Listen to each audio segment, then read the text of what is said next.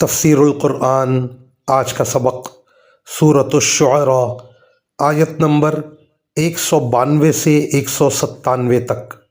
اعوذ باللہ من الشیطان الرجیم، بسم اللہ الرحمن الرحیم۔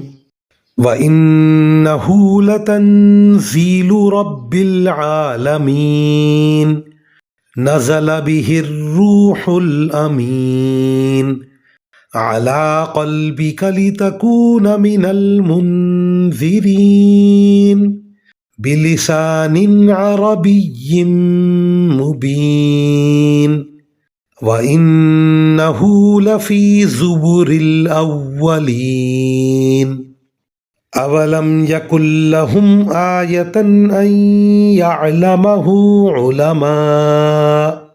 أَنْ يَعْلَمَهُ عُلَمَاءُ بَنِي إِسْرَائِيلَ۔ ترجمہ: بے شک یہ قرآن رب العالمین کا نازل کیا ہوا ہے، امانت دار فرشتہ اسے لے کر اترا ہے۔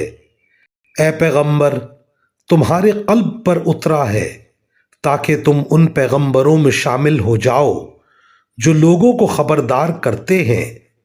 ایسی عربی زبان میں اترا ہے جو پیغام کو واضح کر دینے والی ہے، اور اس قرآن کا تذکرہ پچھلی آسمانی کتابوں میں بھی موجود ہے۔ بھلا کیا ان لوگوں کے لیے یہ کوئی دلیل نہیں ہے کہ بنو اسرائیل کے علماء اس سے واقف ہیں۔ ان آیات کی تفسیر میں مفسرین کرام فرماتے ہیں، تورات، زبور، انجیل نیز دوسرے انبیاء کرام علیہم السلام کے صحیفوں میں یہ بشارت دی گئی ہے کہ آخری پیغمبر تشریف لانے والے ہیں جن پر اللہ تعالیٰ کا کلام نازل ہوگا۔ اگرچہ اب ان کتابوں میں بہت سی تحریفات ہو گئی ہیں، لیکن ان میں سے متعدد بشارتیں آج بھی ان کتابوں میں موجود ہیں۔ بنو اسرائیل میں سے جو لوگ حضرت صلی اللہ علیہ وآلہ وسلم پر ایمان لے آئے تھے، وہ تو کھلم کھلا یہ بتاتے تھے کہ یہود و نصارہ کی کتابوں میں حضرت صلی اللہ علیہ وسلم کی تشریف آوری کی بشارت اور آپ کی علامتیں درج ہیں، لیکن بنو اسرائیل کے جو علماء ایمان نہیں لائے تھے وہ بھی تنہائی میں کبھی کبھی اس حقیقت کا اعتراف کر لیتے تھے۔